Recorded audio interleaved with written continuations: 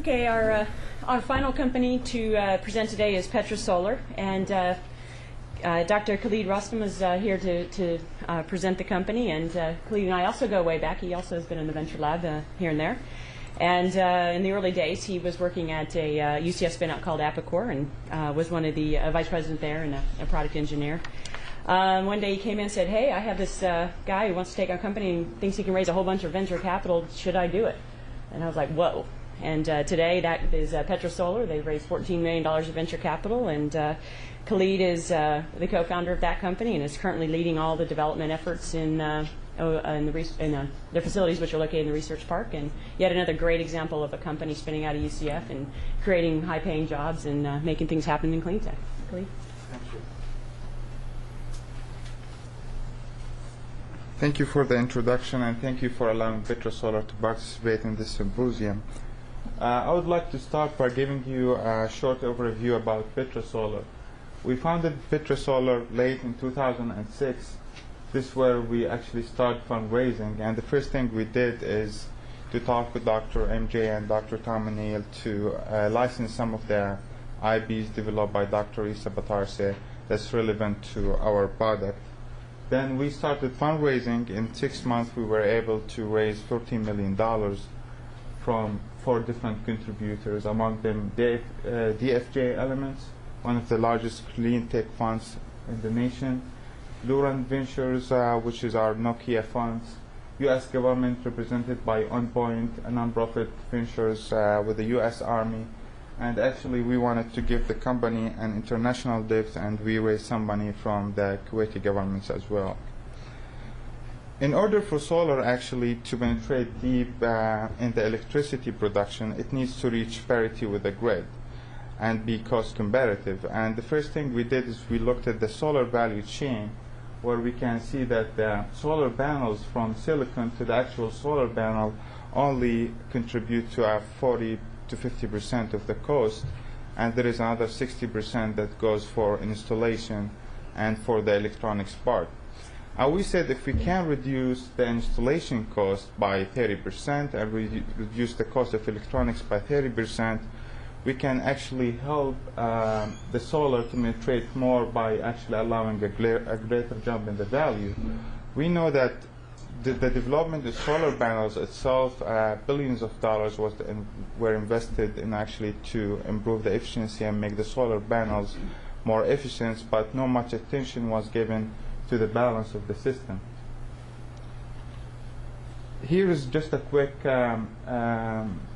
overview about what traditional solar system looks like to the right side, and what's Petra Solar concept of solar system in the left side. And traditional inverters, what we call string inverters, you have to parallel actually to put many solar panels in series and connect them to a centralized inverter. Doing this, actually, you have to deal with a high voltage from the solar panel approaching 600 volts. You need to design the system to make sure that the size of the solar panel matches the inverter.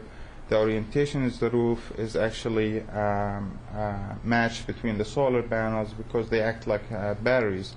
If you shade one side, the other side will actually get hurt as much as the rest of the panels. In addition, there's safety concern when firefighters go on the roof and punch through these 600-volt wires. Our system actually works in a different way. We took the central inverter and we chopped it down into micro inverters. This way we created a smaller microsystems. You have the solar panels with the inverter acting like a small microsystem that is ready to go and produce solar electricity. The applications is wide, and actually we opened the door for more applications in the solar industry. By taking a solar panel inverter and sell it like a system, you can actually install one and add more in the future. You don't care about the mismatch between the solar panels, because actually you have the solar panel is a system by itself. You actually don't care about the sharing effect also, because each one of these inverters are maximizing the power of the solar panel by itself. In addition, we opened the door for hobbyists to buy one solar panel this year, another one next year, buy a different brand next year, doesn't matter. If we look at the parking lots, we can see that there is a lot of lighting bulbs there. You can put a solar panel there, and you don't need actually to store the energy in a battery, bulky and need maintenance. You can just push the energy to the grid during the day, which mostly needed, and take the electricity back from the grid during the night. So microinverters versus traditional inverters, they have a lot of advantages. It's truly modular and scalable system. System failure is a major concern. When you have a one panel down, you don't have to disconnect the system, and if you have the inverter itself down, you have to disconnect the system and wait for service. Now you can do that in individual panels. We have what they call maximum power point tracking, which maximize the energy out of the solar panels. Traditionally, it's been implemented in a string scale. Right now, we are maximizing the power from each solar panel individually. And this, our studies shows around 10 to 30% increase in the energy that we can harvest using the solar panels. We get rid of the disconnect and wiring and fusing. Regular electricians right now can deal with the system because it's only 120 volts. And we hope in the future even hobbyists can be able to install the system, buy it from Home Depot, and just try 1 or 2 solar panels. It's an incremental low-budget installation. If you can afford to put a $35,000 in solar installation, you can start with 2 panels for $1,500.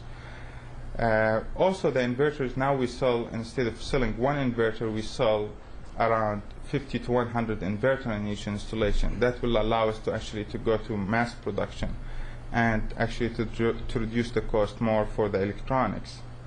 You don't need to invest time or money in design optimization because the system comes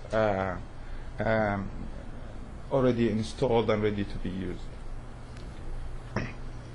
The value for the Central Florida, actually, going green is a culture of change in the vision.